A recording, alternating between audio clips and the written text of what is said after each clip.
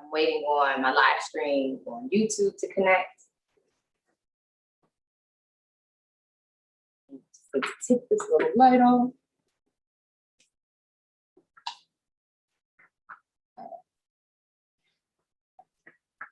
All right, make sure my clothes aren't being disrespectful. All right, good evening and God bless you. Welcome to another installation of Single and Saved. I am Pastor Sharita. I greet you in the name of our Lord and Savior, Jesus Christ.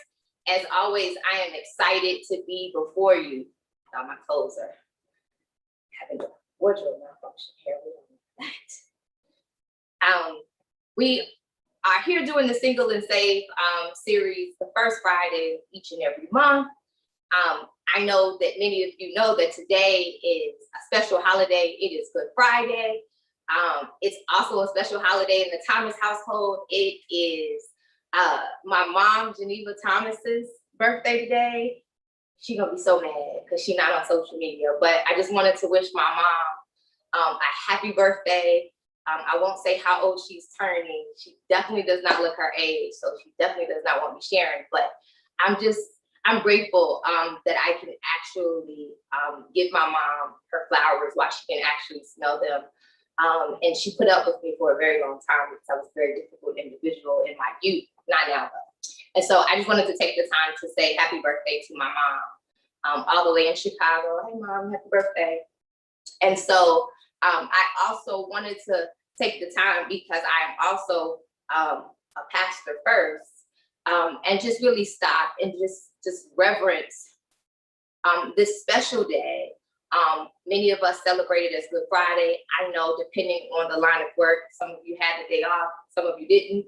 Some of you may have been attending 7 last word sayings. Some of you may have not, depending on your denomination or what you believe. But I definitely think we should be intentional about reflecting on what was done for us on the cross at Calvary, all that Jesus did for us, the sacrifice that was made, the display of love that was shown to us, the constant reminder of what the cross is to let us know how much God loves us, that he would come down through 40 and 2 generations to show us that there is a way that we can get this right, but also to equip us with the power and the authority that rests in the third person of the Trinity, the Holy Spirit, to equip us with being successful on this journey. And so while yes, the Single and Saved series happens to fall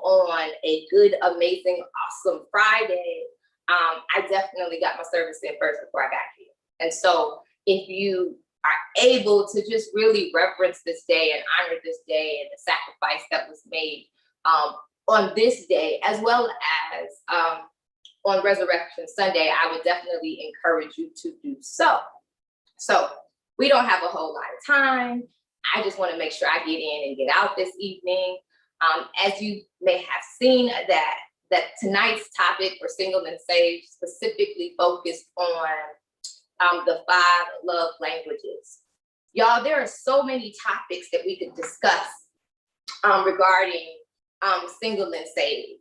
Not just the fact of going from transitioning out of relationships into being single, how to live for God, how to preserve yourself while waiting on the one. There's so many different things that we could discuss.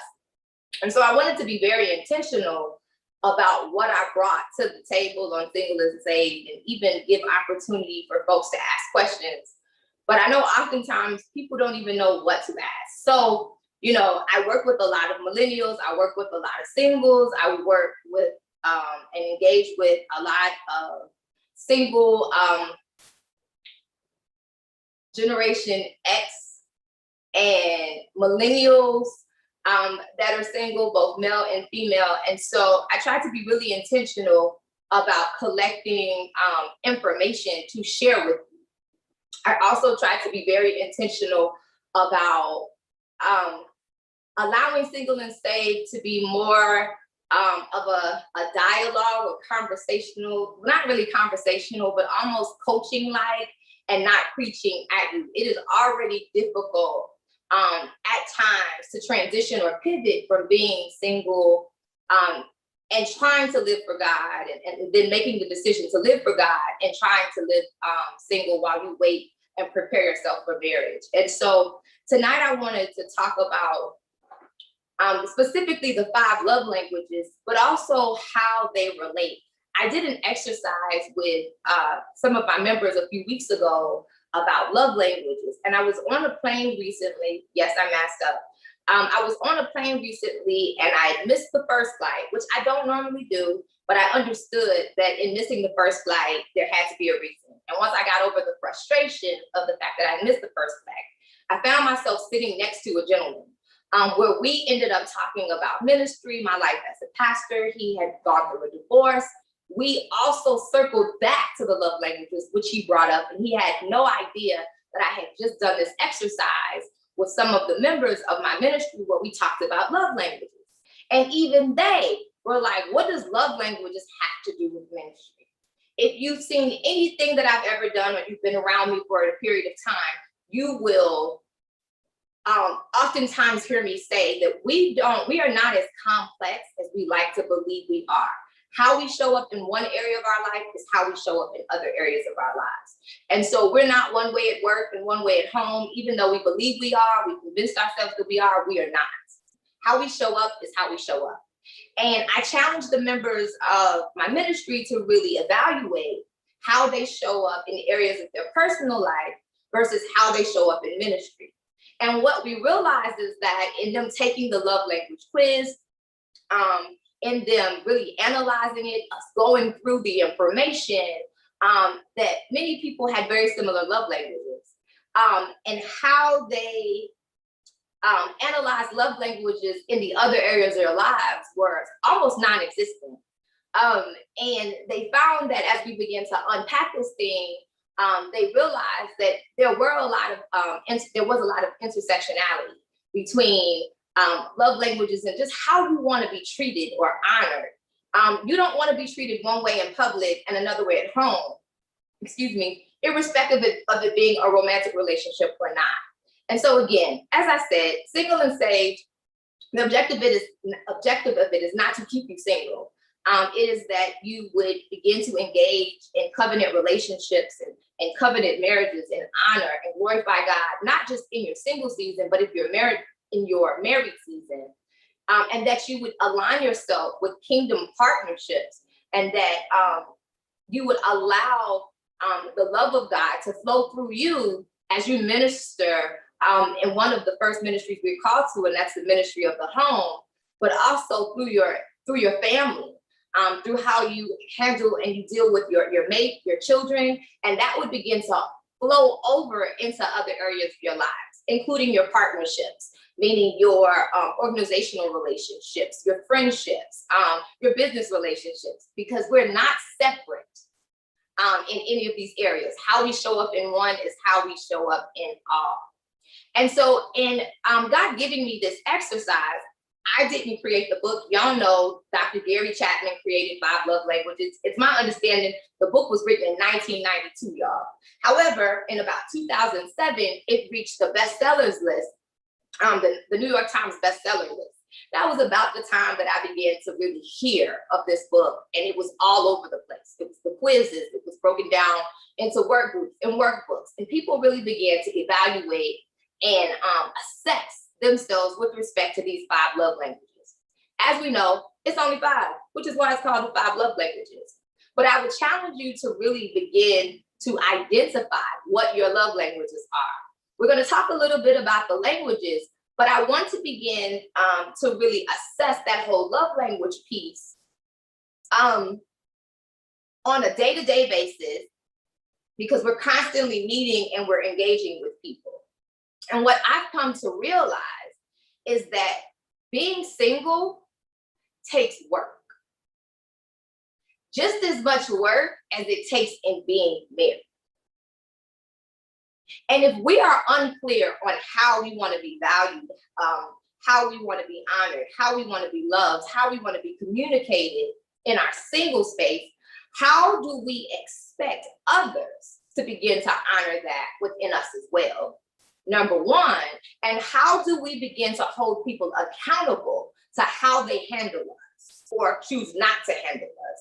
And what do we do and how do we respond when we are not receiving what we believe we should be receiving? And what is our responsibility to that? I know that was a lot, but if I had to give you like an outline of what tonight would be about. I'll also give you some examples. I'll also give you some life examples. As a person who was walking this journey out and who was intentionally single on purpose, not because I didn't see examples of healthy long-term marriages. My parents would have been married 40, well, I'm sorry, we'll be married 46 years in December.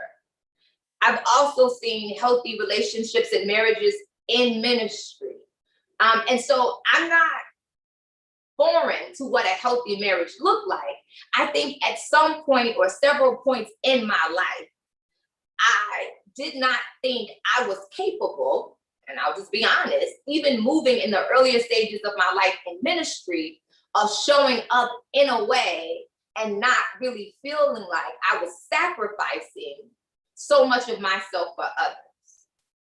As a giver, I naturally attracted many takers. And so how was I going to be in a marriage long-term until death do us part, because I'm a one and done person, and then no offense to anyone who is now getting it right or who has experienced one divorce or multiple divorces, there's still grace in that, and there's an opportunity for you to have the love that God has ordained and authorized for your life. You just have to do the work to get it and be ready, open, and willing to show up, be present, and receive the love when it is presented to you. And so with that being said, I just was not certain that I could be in a position to how I was moving at first. To be in a marriage where I felt like I was always giving more than I received, and not really being clear on not being too assertive, because y'all know when we strong Black women are just very capable and we can do all things, we put on these superwomen cape and people take advantage of that, and that is attractive to a lot of people, but we begin to burn out. So how is it that I was going to be capable of, or even willing, to show up and be that person in a marriage forever? And we hadn't even gotten into the moment of including children and all the other things that would come with life and ministry in a covenant relationship. And so I had to begin to scale back and just kind of step back and be single. And I'll be honest with y'all, I was single for a minute, and I was comfortably single to the point where I did not even know how to engage because I was safe being single. I was safe kind of relying on work. I placed a lot of my energy into work, and while I excelled at it, I didn't even realize that I was missing the companionship, the dating piece, the engagement piece, the socializing piece, engaging meaning interacting with people, of course. And I didn't even realize it. So when God began to minister to me specifically about the need to prepare for marriage, I was just kind of like, what? Okay. Like, but I'm busy doing kingdom work, God. And he's like, I hear you. However, you already knew, or I already informed you of what my plan was. And so at some point you have to begin to transition and prepare yourself. And so when I say to you, being single takes work, it takes a lot of mental and spiritual and emotional preparation, because a lot of the dating that I did, or courting, whatever you want to call it, and no, it's not in the Bible, as many would say, but it does not change the fact that I needed to learn how to engage as a safe person and allow myself, not worried about the physical aspect of it, because that wasn't an issue at that point. But it was the emotional part of it the psychological part of it. Spiritually, how was I to show up? How do I balance my fear and my faith in something that I had failed at before? Yes, I could pray. Yes, I could preach. Yes, I could prophesy. Yes, I could do all these things. Yes, I could go and organize a business or restructure something. But I had not become balanced in learning how to honor myself. I was filtering it all into my work and all into ministry. And when God asked me to come out of that season, I'll be honest, I didn't know what to do. I didn't even know how to prepare. If I tell you God began to instruct me, many of you would not believe me. He began to really guide me and give me instructions on what I needed to do to prepare. And while they seemed like very little things, they were big things to me because they were things that made me realize I needed to show up different. And I had to wrap my mind around the fact that I couldn't get out of this. I couldn't be a pastor. I mean, I guess I could, but not walking in the perfect will of God, dating forever when he had called me and he had purposed marriage for my life. And it told me that since I was 15. I couldn't continue to show up and deny the plan and the perfect will of God's life. God's will for my life any longer because I would be living a lie. And so after I took the pastorate, God says, I need you to prepare yourself to transition. Now it's not, I'm not just preparing as a single woman. I am preparing for where God is taking. I am creating space in my life for where God is taking me. I'm not waiting until I get there. I'm not dealing with the fear, the emotions, the preparation when I get there. I'm doing it right now, as he's saying. And so one of the things that began to come up was this feeling as though I was giving up so much. And when I began to understand where that came from, it was because I was such a giver. I did not do a good job of communicating how I wanted or needed to be loved in return. And I think a lot of that for me was because I was so assertive in other areas of my life. I literally gave so much of myself in ministry, or still do, and in my secular vocation, that I wanted my home life to be different. I wanted someone to show up for me. I wanted someone to be present for me. But yet that was not what I was putting out, and it's definitely not what I was attracting. So God begins to say to me, I need you to evaluate how you're showing up. I need you to be intentional about what it is you want and you need. And I have a dear friend named Tiffany, and Tip Thomas, if you're listening, Tiffany is always reading these books. Shout out to Houston, Texas. And Tiffany one day challenged me to do the love language quiz a long time ago. This was several years ago. And in doing this quiz, of course, my results were always as extra as I am. I found out that for me, I kind of move in all five. And Tiffany says to me in typical Tiffany fashion, you're a narcissist. And I was like, I'm not a narcissist. And I'll get to my results later because there's several out there who probably align with the same results. And when I walked through this quiz with some of my members recently, one of them came back and said, well, Pastor Sharita, according to the results, it says you're difficult to please. Actually, I'm not. So we'll get into my results before the end of this segment. So the 5 love language that Dr. Gary Chapman discussed were essentially, because I don't know about heart, y'all, this ain't the gospel, words of affirmation, acts of service, receiving of gifts, quality time, and physical touch. So anybody who's done this quiz or who's interested in doing this quiz, go online and do the quiz. And what it tells you is that do the quiz, give the most accurate answer, and based off these results, it'll kind of outline for you what your top indicators are. And it'll rank you. And some of you may find that you might have higher scores in 2 or 3 and lower scores in the other 2, which just basically says that your higher scores mean that these are the things that are really important to you. And like many of these quizzes, they'll ask you similar questions along the same lines in a multitude of ways to figure out how consistent you are with your answers so that you don't try to fool the test. Great. And so I want to talk a little bit about the various categories. Words of affirmation just means you like to be told you're doing a great job. You like to be encouraged. You like to be affirmed. You like to know that you're valued, that you're appreciated. Again, you're doing your job at work, you're showing up, you're doing your job in an organization or a volunteer service, you want to know that your work is appreciated. Even if it's in a thankless job or a thankless position or a volunteer position where they cannot ever afford to pay you for the amount of work that you're doing, you want to know that you showing up and doing your best and making the sacrifice is appreciated. Yet, in relationships, these things are happening or not happening.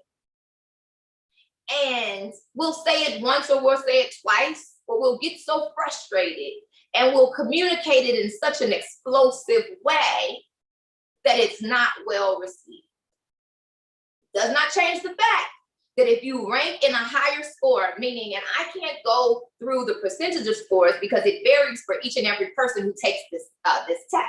I can also tell you, depending on where you are in your life, you will also find that there is a high probability that these scores will change for you. What does that mean? People are constantly evolving, and what you believe you love or like or want or need might not always be what you really like, love, want, or need. Only time will tell. Now, so what happens is if you're a person who needs to be affirmed and you are in a relationship with a person who is verbally not supportive, albeit they could even be abusive, they don't even know how to affirm you. They don't even know what it is. You are constantly seeking something from someone who does not have the capacity to give it to you.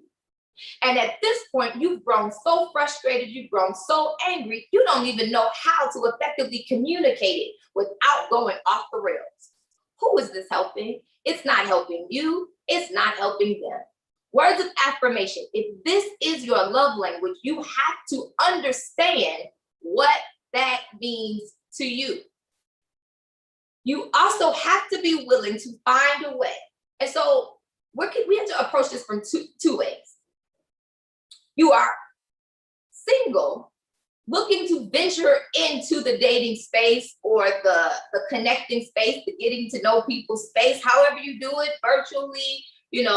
COVID restrictions are lifting, folks are getting vaccines, folks are still wearing masks, and people are engaging more. Spring is here, sometimes because it was real winter here in Maryland these last 2 days, but summer is eventually going to get here. And so folks are going to be outside. Nobody wants to be cooped up in the house for 2 summers. And so how are you engaging? So as a single person, if you quickly recognize in getting to know a person that they're just not present in the affirmation for you, you have 1 or 2 things. I would encourage you to walk through this exercise of love languages with that person. Why do I encourage you to do that? It's important that you kind of lay the foundation and not expect people to read your mind. Oftentimes, 90% of the time, I'll say 50-50. Many relationships fail due to 2 things: money and lack of communication. Those are it. And so in understanding that those are most of the problems in a relationship, if you know that for you, you're always giving or giving more or getting less in a relationship than what you put out, one of the areas, because there could be other areas, one of the areas you need to really begin to explore is, how am I communicating what I need? Am I doing that? Because I can tell you, I wasn't. You've heard me say in prior videos, I was a passive dater. So because I was a passive dater, I allowed people to pursue me and wear me down. So if a person is pursuing you and wearing you down, then chances are you're not telling them what you want or what you need, because you're still trying to figure it out. And in that season of those seasons of my life, I'm not trying to figure that out. And so I was not showing up. I was not saying anything. I was filing it all. I was holding it against them. I was internalizing it. I was frustrated. I was looking for an exit strategy. And I couldn't blame it all on them. Well, I did then. But now, as I look back, much of that was on me. I needed to say, this does not serve me for the following reasons. But before I did that, I needed to offer them the opportunity to show up for me in the way that I needed them to.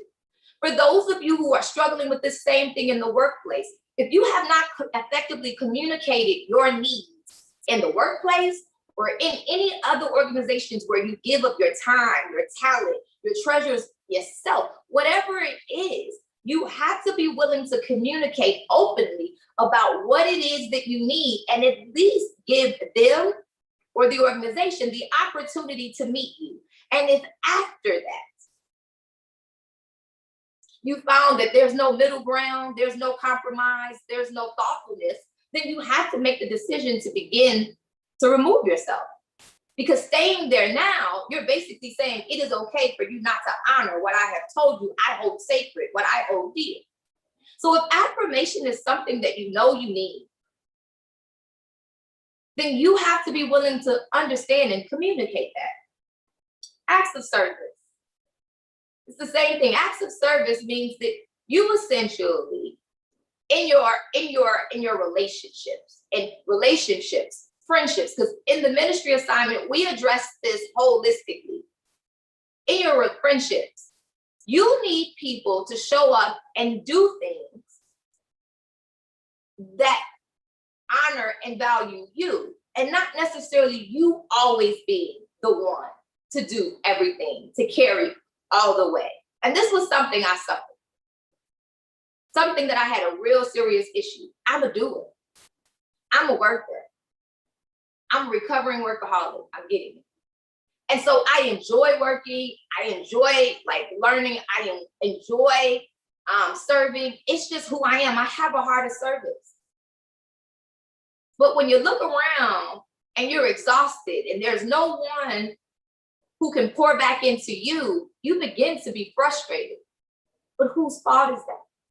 So again, in your relationships, meaning your friendships, your family structures, in your home, as you're dating, you need to hear what people are saying and how they value service. People are showing you and telling you what's important to them and what they value. Are you listening? Are you paying attention?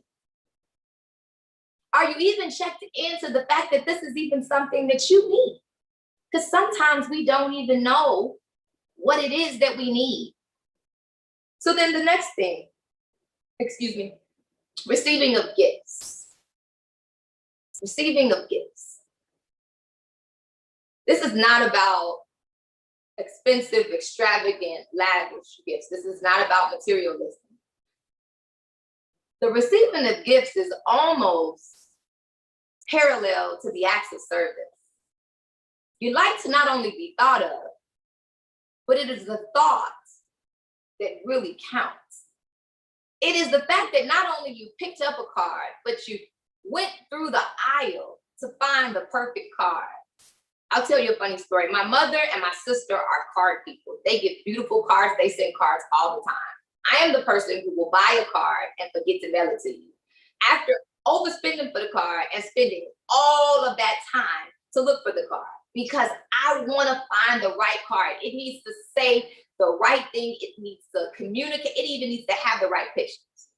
So anybody who ever receives the card, hopefully within that year, will know that she literally probably spent an hour finding the right card, even if she had to do it multiple times. Any gifts that I ever give anyone, they're going to know that that gift was so well thought out. And so for the person who likes to receive gifts, it's not just throw them a gift card. It's not just, oh, bring me some flowers. It's the fact that you thought enough to get me flowers. But if you thought enough to get me flowers from the place and they're the flower that I love, if you thought enough to bring me my favorite candy and they can't find it anywhere, I'm grateful for the gift, but it is the fact that you thought of me and the amount of effort that you put into the gift. Quality time. I often tell people quality time is so important, but it's not just the quality of the time. I mean, it's not just the quality time, it is the quality of the time. God's been a long week. Pray for me, pray for me. And so what happens is I recently went out and the person planned a very nice evening. And I thoroughly enjoyed it. But what I enjoyed more was the quiet time. Just the sitting in the presence, not being bothered by the hustle and bustle of the activity or the moving. It was the quiet, the stillness, the being able to sit in somebody's presence and not be annoyed, not be bothered. I know I'm a pastor, but I'm real. I'm a whole person. And so being able to sit in the silence and in quiet with someone and do nothing, maybe watch TV, maybe just sit there and listen to music, maybe just literally sit there and do nothing. For me, those moments are so rare and they're so important because as people, we're moving all the time. We're taking in information all the time. It is nothing for my day to be consumed from about 8 o'clock in the morning up until 10 or 11 o'clock at night. And so if I'm not fitting my time in with God before that, everything else is trying to take it. So I'm exhausted by the time I get in. Could you imagine being in a relationship with someone and that is what their life looks like? And when you come home, you just want to connect with them and they have nothing left to give. If you are not clear on the fact that that is what you need and your significant other or even your family or your friends are not intentional about honoring those quality moments for you, even if it means a holiday. Some people are very big on holidays. If that is your thing and people are not honoring those things or they're discounting them or playing them down because they're not their thing, then you have a responsibility to communicate how important that is to you. And your inability to do so does not allow you to demand. And so you cannot get frustrated when people just kind of acted like it wasn't okay. If we made plans for Friday night, and outside of there being exigent circumstances or an emergency, then the expectation is that you would show up. And not that you would just show up, that you would show up and that you would be present, that you would show up on time, that you would put just as much thought and effort into this as that person did, not discounting it because it's just a Friday night. We always watch movies. That might be important to them. And so this love languages is a two-sided thing. And if you notice, you hear me ebb and flow between how you show up and how you're received. Because this is not just about you. This is about how you engage with others. This is about how people receive you. This is how you value connection, how you value relationship. Yeah, not all of these can be applied in the workplace. Not all of these can be applied with your friends. Not all of these can be applied within your social settings or public service commitments. But what I can tell you is this. If you begin to evaluate how you receive people and how they receive you, you will become more thoughtful about how you engage. And you will also be more thoughtful and intentional about how you are engaged with. Whenever I bring in a coaching client and we're talking about relationships or a failed marriage, or I'm doing a counseling with a person and it's a failed marriage, one of the questions I always ask is, so at what point did you realize these patterns and what did you do? about it? What did you do with it? What was your response to it? And many of us just kind of go and hope that it self-corrects. And you only find that it gets worse. And you're frustrated with yourself that you saw it and you just did not pay attention. So we're going to talk about, I said, words of affirmation, acts of service, receiving gifts, quality time, and physical touch. Now, I'm a pastor, so we're going to keep it open. We're going to keep physical touch to just kissing, holding hands, hugging. And sometimes it's just being close, as I said, and sitting in the presence of a person. Giving too much of yourself too soon is not honoring you. I'm just going to put it out there like that. And if you are dating, you should be actively dating, getting to know people without distractions, without barriers, without presumptions. And so doing too much too soon can cloud your judgment. So I'm going to leave that there. I always put that plug in, y'all. However, it does not change the fact that you might want to hold hands. You might want to give a person a hug. You might want to give a person a kiss. I'm not here to police that. I'm not there with you. I just need you to understand your boundaries. And you need to hold yourself to those same boundaries and hold others to those boundaries. What do I mean by that? If you know that you are a hugger, you're a toucher, and you're yoking up or connecting with someone who is not, you cannot get upset if they don't move the same way as you. You also cannot get upset when those things teeter to the next level and that person is trying to honor you and respect you. You can't say, I'm trying to live for God, I'm trying to do this the right way, and then doing too much and expect that person to want to pull back. There will be some instances where that person will honor you. Some of us love God, but we was fast back in the day. And so balancing that and living for God now can be a challenge in being single, because sometimes those things flare up, they come up, they show up. But it does not change the fact that you can't be hot and cold or lukewarm with the person who is either a believer or not a believer, because people are human and everybody's level of restraint and constraint is not the same as yours. And so we're going to deal with the area of physical touch and PDA and all these other things that we engage in. People do it. It's a thing. In knowing that is a thing, and that is something you choose to engage in, you have to be cognizant with who you engage with and how you engage, what their boundaries are, what their limitations are, and set those same limitations and expectations for yourself and hold yourself accountable. So we've gone through the 5 love languages. Y'all, I'm trying to keep this outfit together. We've gone through the 5 love languages. It's only 5. What if you are a high 20, 30% in 3 of them and a low 5 or 10%? It just means that those are not, those lower 2 are just not your thing, or those lower 3, or you could be a high scorer in 1 and the others. It just means that one thing is extremely important to you. That is your non-negotiable. That's totally fine. There's no determinant as to whether you should have 1, 2, 3, 4, or 5.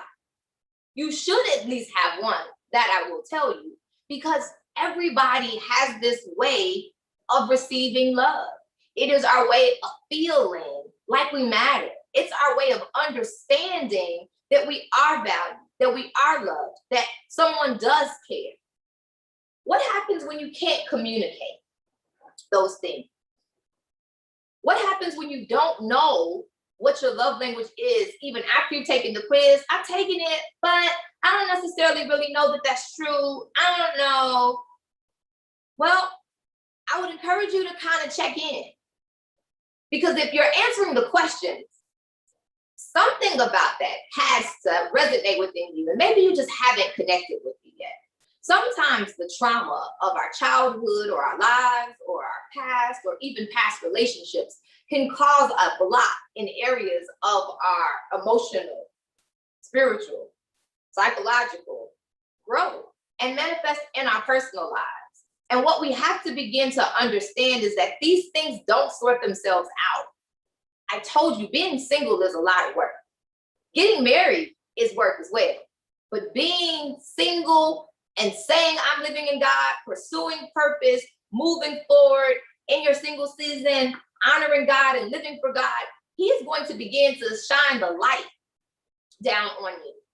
And when God starts shining the light, stuff can't hide. It's time for you to deal with it. He would not dare allow you to be preserved in the season of singleness, to give you into a relationship and it be completely derailed because you have not done your work. He would continue to preserve you until the time that you were ready to do your work. Not because you're so special, you are, trust me, but because when God has put two people together for covenant, he's not giving two broken people to one another to further break each other and blame him, because that's what we're going to do. What he's essentially saying is, I love you and I love them. And the purpose that I have placed inside the two of you works congruently. It's a synergy between these two spirits and these two vessels and these two callings that I've placed together to accomplish mighty things. Understanding that all have sinned and fallen short of the glory and that there is no man perfect, he places us together to do this thing called life together to accomplish his master plan or his greater plan. He shall get the glory from it and we get the benefit from it. So that means we get to live in houses and drive cars and take trips and have children and drive each other crazy and go to college and brag and have dinner parties and all these things. Okay, get my work done and you can have all of that. But you cannot show up in these places still being held hostage. And so the 5 love languages gives you an opportunity to really examine yourself, examine what's important to you. Examine what's not important to you. What do you have to lose by taking the quiz? Absolutely, positively nothing. No, ain't no scripture in there, but ain't no scripture in the zodiac either. But folks be all eating it all up. I made a little note. Zodiac versus love signs. I'm a whole Capricorn. But I can tell you this, the person I was before I made the conscious decision to live for God, and I actively began to pursue him, is not the person that I am now. And so we can get so caught up in, oh, you a earth sign, you a fire sign, you a water sign, we ain't compatible, you ain't this, you ain't that. Ooh, girl, they are this. Ooh, sir, they are this. Capricorns are this, and Aquariuses are that. Yeah. But those zodiacs who haven't aligned themselves with the will of the Father versus those who have know how to show up different. And so you cannot hold someone to a sign, an astrological sign, and be guided by astrology. That's a whole, you're going to have to visit a Bible study. I'm going to have a Bible study on that one. And say, this is not the proper mate for you, or it is. And as someone who did that a couple decades ago, when I began to live for God, he began to right size all those teachings. And so what you have to understand is this zodiac sign don't trump a redeemed soul. It does not trump a person who has lived life and who has gotten broken and who has now been mended or healed by God, who has learned from their mistakes, who is able to show up differently. Those are two different types of people. Same zodiac sign, same birthday, born at the same exact time. It don't change nothing. But the redeemed vessel shows up different. They sat with God and he showed them the errors of their ways. He showed them where they need to make the adjustment. He's shown them how to be present, how to seek him and allow him to develop them and nurture them in the broken places so that they can show up to be a better mate, to be a covering, for her to show up and be a helpmate. Same zodiac sign though, y'all. So I would encourage you, get into what your love language is. Understand at the core of who you are. Allow God to open up the areas of your life, to revisit. I always tell people to revisit. You missed the one where I told you to make a list, make a list. Make a realistic list though. Don't add anything on that list that you don't bring to the table. Don't make this wish list that nobody could meet. And examine yourself against that list. Allow God to help you revisit these relationships. Sit with them. They're going to be painful.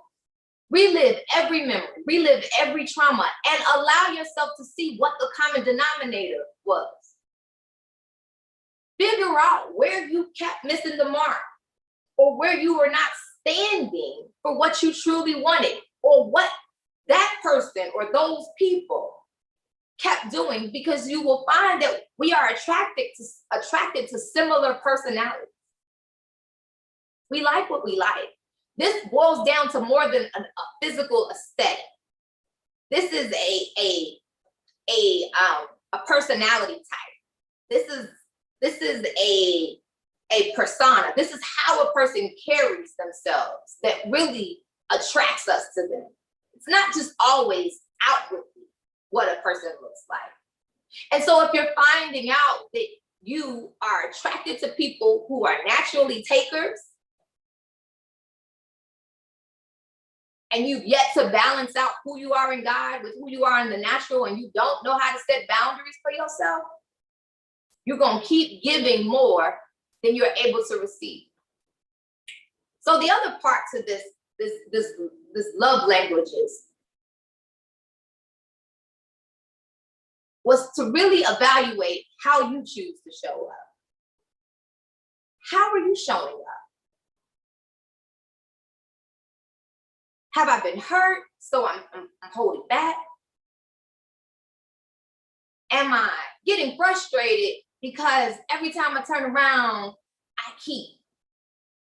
this keeps happening to me? I'm not quite connected. I don't really know what's going on, but I want to be in a relationship. I love love. I like to date. I enjoy, getting dressed up. I enjoy going out to eat, but it's not connected. Something just is not right. It can't be everybody else. It's time to really examine you. These love languages, they're important because they sit at the core of who you are, why you are the way that you are. We examined in the ministry exercise of the love languages why people's love languages are what they are. One of the love languages that came out, and I'll give you an example with no names, was the need for words of affirmation. And at the root of that words of affirmation was because they had not received it in their childhood. So growing up, there was this connection to being affirmed because you did not receive affirmation at home. How many people can identify with that? How many can look back and reflect on the fact that I thirst and I crave for affirmation because I never got it?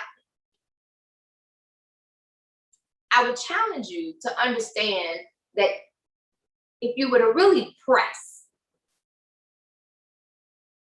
into the presence of God, which is why I say at various stages of your life, these things change, and the various stages of how you experience people in zodiac versus love languages are two different places. And zodiac versus just life, period, because where people have traveled can reshape the identity. We take on these identities and we take on these personas based off of experiences. They are not always who we are. They are how we choose to show up based on what we have experienced or what we have not experienced. And so with this ministry exercise, it kept coming up that, because I'm always going to ask the question, why? Where does that come from? And in the not receiving the affirmation, and they're not the only one, I talked to several people, and this is what it is. I didn't receive that there. And so it began to shape and mold and identify and align areas of our lives.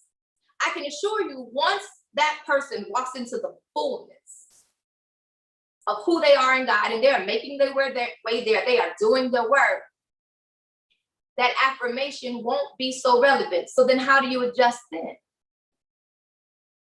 This is not a concrete thing. It's not static. It's very fluid, which is why this is not something that governs your life just like zodiac stone. You have to feel your way through this. You have to allow your spirit to really help you understand, what is it that I need? Why don't this feel right to me? Does it not feel right because it's new and I'm uncomfortable and I'm really afraid? Or does this not feel right because it makes me uncomfortable and I really don't like it and I'm not used to acknowledging that I just don't like this? Which one is it? And I would encourage you to sit with it. Sit with it in such a way that you know that you know that you know before you address it. Don't be afraid, because what's the worst that can happen? You can have a conversation and address it. And in that point, you determine whether this is how the person is showing up or choosing not to show up. And you get to assess whether you're just really afraid or this is really something that's vexing your spirit. But either way it goes, you've stood for yourself. Many of us have a challenge with trusting God because for whatever reason, we feel like he has not protected us and he has not let us down. It is actually some of the main issues that many of us have had with our parents, our loved ones, our significant others, and our friendships. We have not felt valued, protected, honored by the things that we held dear. And as such, we've lost trust, we've lost faith, and we've kind of pulled back. How do we begin to effectively engage in healthy, whole relationships when the two or the three most important ones in our lives are skewed severely? The one with God, the one with ourselves, and the ones that we engage with others, starting with family first. Do y'all see why this love language is so important? Do you see why it's important that you know what is important to you? This is not something to just trivialize. Again, I'm not making this gospel. I'm just teaching people a way to connect, or exposing people to a way to connect in something that just don't seem so rooted biblically, but is connecting us back to who we are in purpose in God. Sometimes we get a little weirded out when everything is so focused on the Bible. I'm a firm believer that God is in everything. If I go to the bowling alley, God is with me. I'm a temple of God. I house the Holy Spirit. He's everywhere I go, which is why I'm very conscientious about where I go and what I do. But it doesn't change the fact that I don't have to not do this or not live because, oh, that don't have God's name in it. No, God is concerned about everything that concerns us. And he wouldn't spend so much time bringing us back to him through love, allowing us to heal and reconnect with him from our traumas, and not get to the root of the things that cause it. And relationship is so important. It is the one thing that we value the most, but that we do not function in very healthy. Relationship. And at the root of all these relationships is love. And so Dr. Gary Chapman just took it, and he took all his therapy sessions and did a case study on his clients and got to the root of what was going on with them.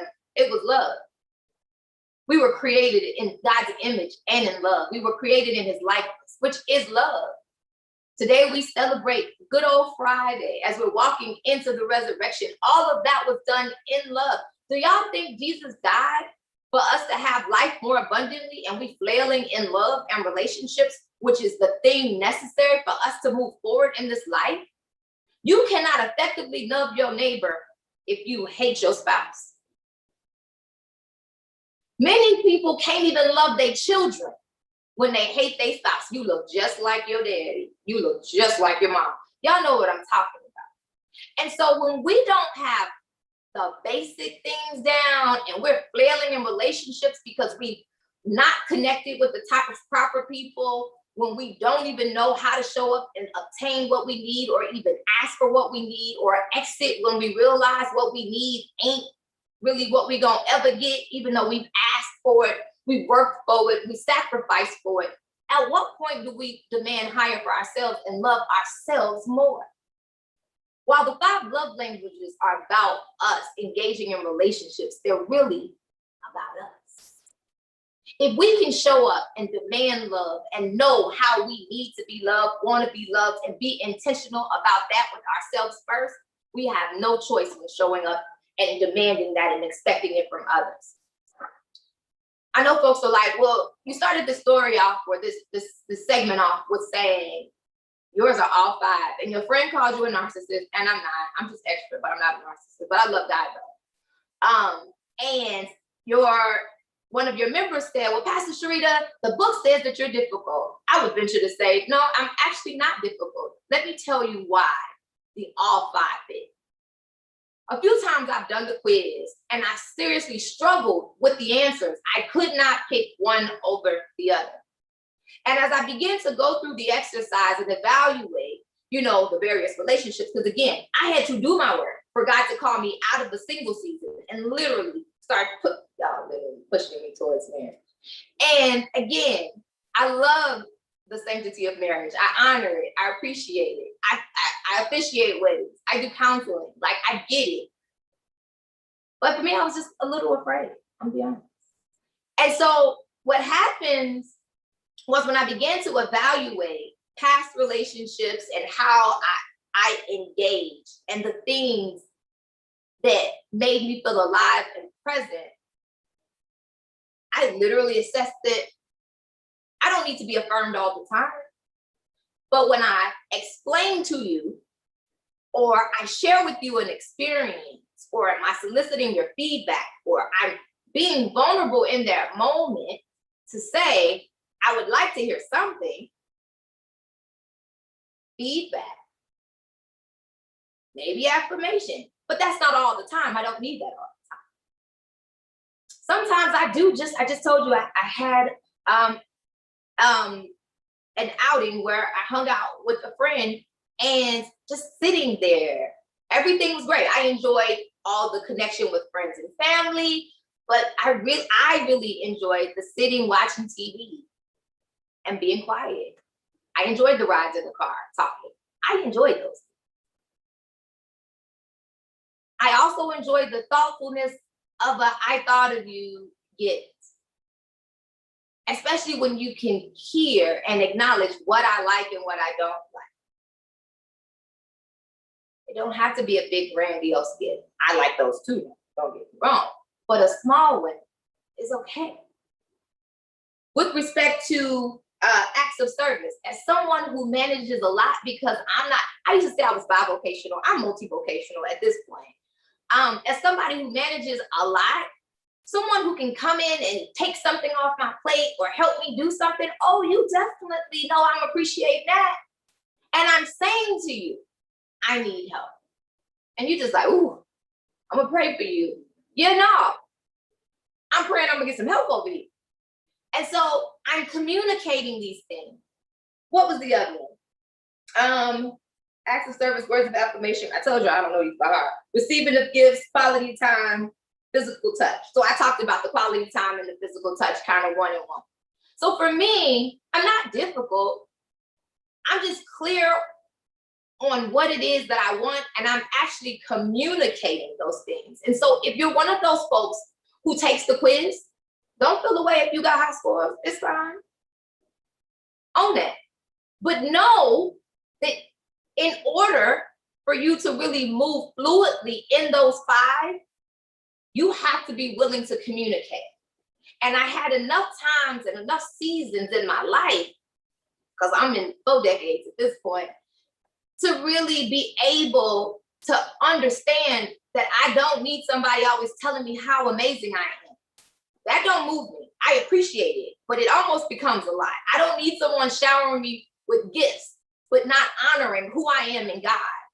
I don't need someone buying me things, but not making time for what I say is important. And so you cannot become so imbalanced in these love languages to where you can't say, okay, I need to pull back. And the only way a person will know how to treat you is by you telling them. But you also need to know how you want to be treated and hold them accountable to it. You don't demand it. You don't demand it. You don't yell about it.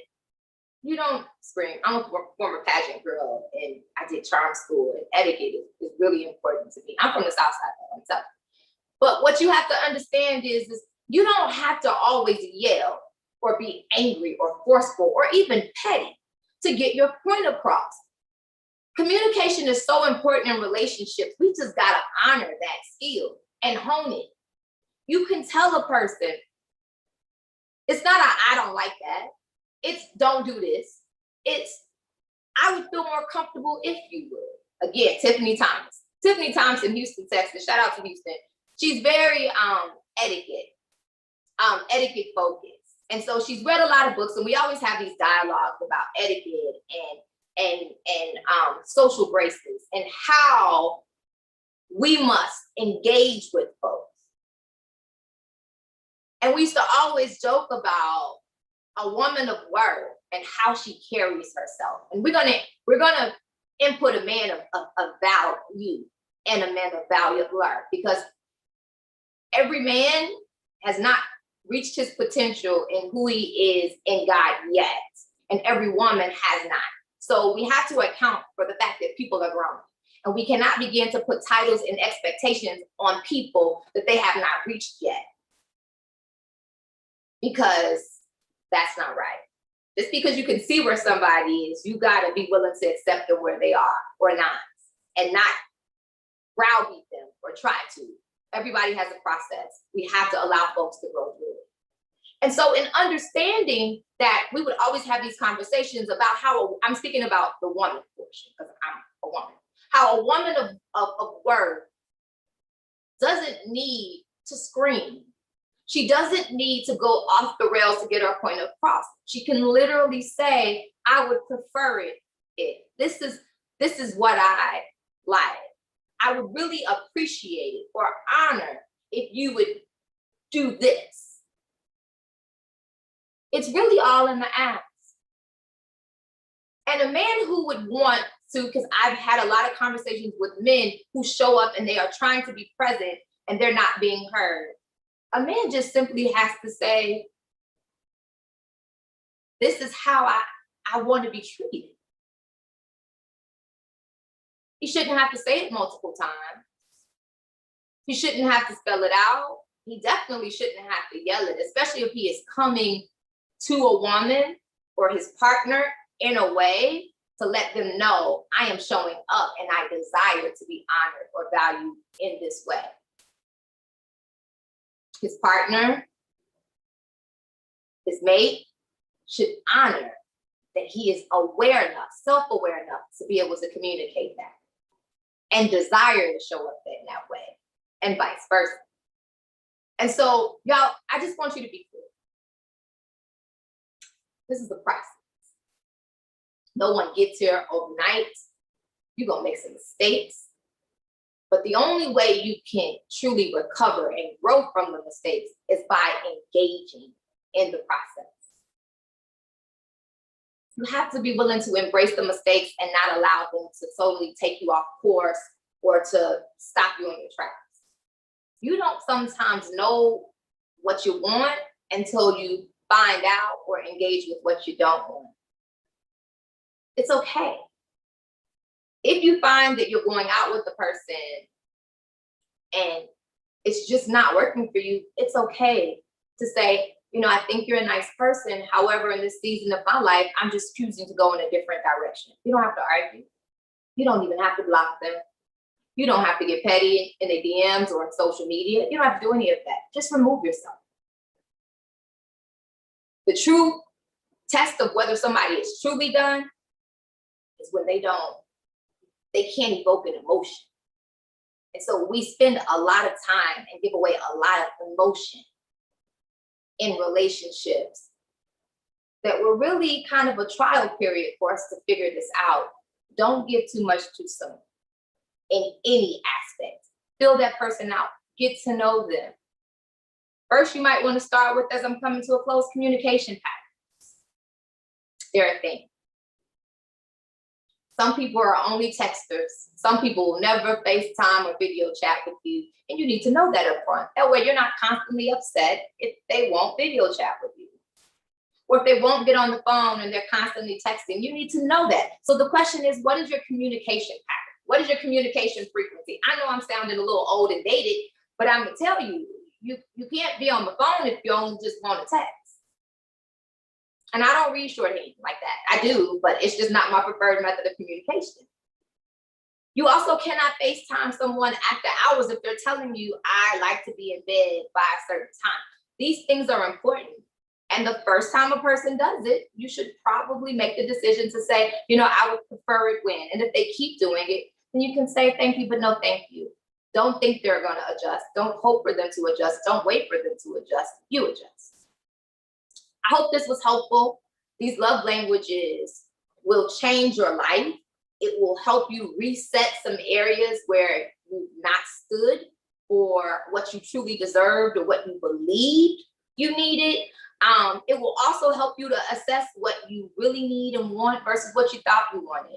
I would always encourage you to check in and allow God to kind of elevate you in some other areas, because again, at the root of many of these love languages and how we show up are some things that we need to begin to unpack. And if you have found that there are certain triggers that you have not addressed or dealt with, sitting with the Holy Spirit, obtaining some therapy might be important in your journey. Whatever it is that God is telling you to do to prepare yourself in your single season to transition for marriage, so that you don't miss those windows of time. God is a God of order.